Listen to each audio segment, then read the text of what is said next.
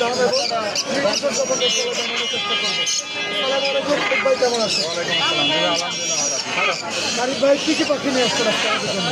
African grey parrot আছে, এটা কথা বলে এসে দেখে নিয়ে যেতে পারবে।